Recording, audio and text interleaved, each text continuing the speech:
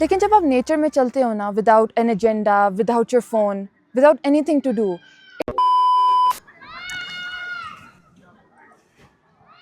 क्या चल रहा है ये? या मैं बहुत कुछ चल रहा है, आई एम वेरी डिस्ट्रैक्टेड।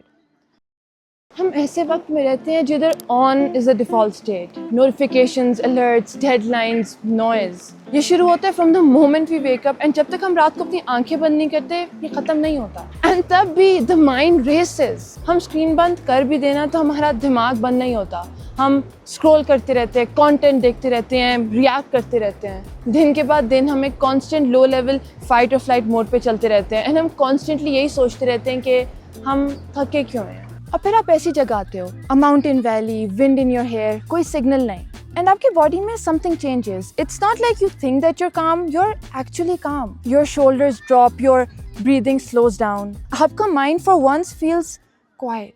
यह आपकी सिर्फ इमेजिनेशन नहीं है, this is actually in your biology. Neuroscience ने दिखाया कि even after 10 to 15 minutes in nature आपका कॉर्टिसोल का लेवल बहुत ज्यादा कम हो जाता है। Like I explained in my last video, wait is this therapy. Cortisol is a stress hormone. उसका reduction lowers our blood pressure, calms the sympathetic nervous system and increases activity in the parasympathetic nervous system, वो body part जो responsible है for rest and recovery. Nature literally आपकी body में एक switch change कर देता है from a survival mode to a healing mode. But ये बात ना इससे भी डीप जाती है। आपके ब्रेन में there is an actual part that's called a defence mode network. It lights up जब आप एक्टिवली किसी चीज पे फोकस नहीं कर रहे होते। It's responsible for interoception, imagination and creativity. हमारी मॉडर्न लाइफ में ना DMN is continuously suppressed by content, by notifications, by alerts, by our work. लेकिन जब आप नेचर में चलते हो ना, without an agenda, without your phone, without anything to do, it lights up. आपका mind begins to wander,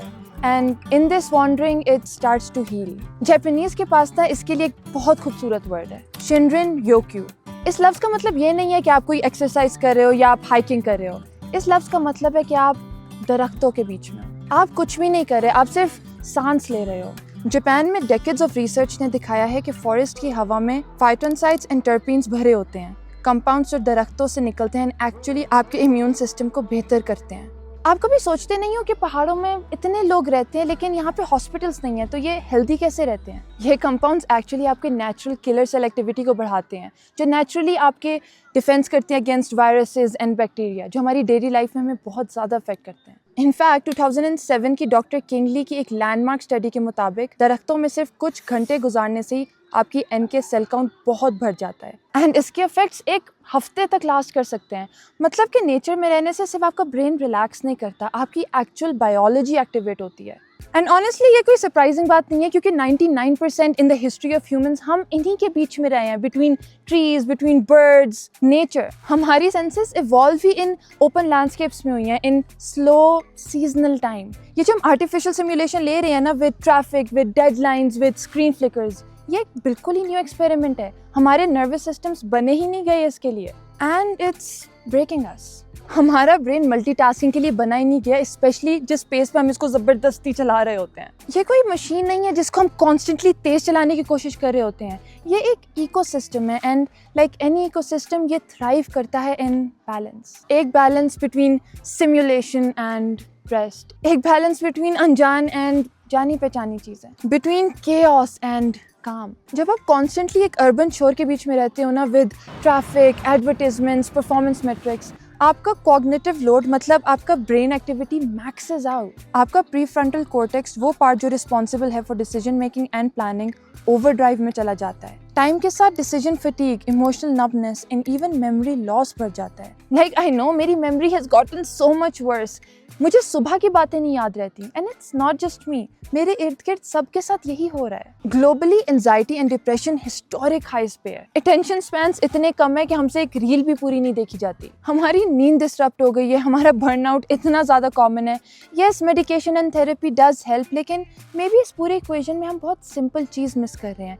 something so simple, so human. Maybe we just need to go outside. आप जब किसी चश्मे के पास बैठते हो ना, या दरख्त के नीचे, या एक माउंटेन को घंटों तक स्टेयर करते हो, आप दुनिया से दूर नहीं भाग रहे, आप एक्चुअली दुनिया में वापस आ रहे हो। असल दुनिया, वो दुनिया जो हमारे एंसेस्टर्स ने समझी थी टेक्स्ट बुक्स के जरिए नहीं, but through silence and rhythm and presence. I mean, किसी वजह से हर रिलीजन जिस मर्जी को आप उठा के देख लो, उसमें जब हम कहते हैं ना कि हम अपने आप को जानना चाहते हैं, वो कहते हैं पहाड़ों पे चले जाओ। बुद्धिज़्म की तो मेन प्रेमिस ही यही है कि इटर्नल हैप्पीनेस एंड पीस को अपनाना है तो दुनियावी चीज़ों से फोकस हटाकर नेचर की तरफ आओ। दुनिया में बहुत दुख है, बहुत ज़्यादा अनफेयरनेस है। अगर आपके पास लैंड क्रूज़र भी है ना, तो किसी और के पास प्राइवेट जेट है। बट ये नेचर, ये सबके पास बराबर है। ये माउंटेन्स, ये ट्रीज़, ये किसी एक इंसान की नहीं है, बल्कि ये हम सब के हैं। एंड ये सिर्फ साइंस की बात नहीं है, इट्स अबाउट फिलॉसफी। स्टोइक्स तो नेचर में आने की ऐसे बात करते हैं जैसे सच में आना हो। इवन सूफीज ने खुदा को ढूंढा in the soft rustle of trees, in the silence. सच तो ये है कि स्टिलनेस एक लग्जरी नहीं है, ये एक लेजीनेस भी नहीं है, ये एक नेसेसिटी है। स्पेशली नाउ, क्योंकि हम इतने ज़्यादा शोर में रहते हैं जिधर हमें यही कहा जा रहा होता है कि और मेहनत करो, और काम करो, स्क्रॉल फास्टर, स्टे कनेक्टेड। लेकिन इस कनेक्शन के पीछे हम अपने आप को खो गए हैं, आवर डेप्थ, आवर सेंटर। लेकिन दुनिया क्योंकि इतनी ज़्यादा तेज़ है कि अगर हम ऑफलाइन हो गए तो हम सबसे पीछे रह जाएंगे। हमने अगर कोई इंपॉर्टेंट मैसेज मिस कर दिया तो, अगर सब हमसे आगे निकल गए फिर, हम सब इससे डरते हैं। बट अपने आप से पूछो, सो व्हाट? ठीक है, वो फिनिश लाइन में हमसे बहुत पहले पहुंच जाएंगे, बट विद इतना messed up brain and mental health, that is it really worth it? Disconnection isolation नहीं है, it's reorientation. It's like saying कि मुझे 50 अलग जगहों से मत खींचो just for survival. It's saying कि मेरा माइंड डिजर्व्स पीस, मेरा वक्त डिजर्व्स रेवरेंस। आयरनी ये है कि जब आप अनप्लग करते हो ना, तो आप डिस्कनेक्ट नहीं कर रहे, you actually become more aware, more attentive, more grounded, more alive. ये वो सीक्रेट है जो लोगों को नजर नहीं आती या जानबूझकर इग्नोर करते हैं। दुनिया को आपकी कांस्टेंट पार्टिसिपेशन नहीं चाहिए, इट्स ओके टू पॉज। दरख्त ग्रो करते हैं without a deadline, reverse flow without any approval. पहाड़ों को नहीं परवाह कि आपके इनबॉक्स में क्या चीज़ है। जब आप इस तरह के सिस्टम से डिस्कनेक्ट करते हो ना, उस सोशल मीडिया से, वर्क, डिजिटल परफॉर्मेंस, आपको वो लाइफ याद आती है that's beyond deadlines and performance metrics. Life moments में जी जाती है। Moments like sunlight flickering between trees, पानी की आवाज़, the rhythm of your breath. दुनिया आपके बगैर भी घूमती रहेगी, तो इस दुनिया के लिए अपना सब कुछ क्यों बर्बाद कर रहे हो?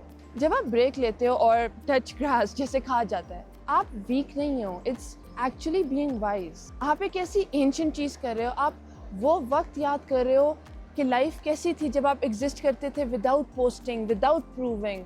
आप याद कर रहे हो कि हमारी बॉडी हील्स इन साइलेंस, हमारी सोल हेयर्स बेटर जब दुनिया खामोश है। And maybe, just maybe, mountain सिर्फ एक व्यू नहीं है, it's like a mirror. So take a moment, बाहर निकलो, take a breath and be still. And even if you can't go to Kashmir every month, हर कोई ये नहीं कर सकता है, अपने रूम में सिर्फ थोड़ी सी एडिशन करो, एक पौधा ही रख दो, थोड़ा सा नेचर ऐड करो, एंड फिर मुझे बताना कि कोई फ़र्क महसूस हुआ या नहीं। See you in the next video, until then stay safe and please बाहर निकलो थोड़ा सा। Thank you so much for watching.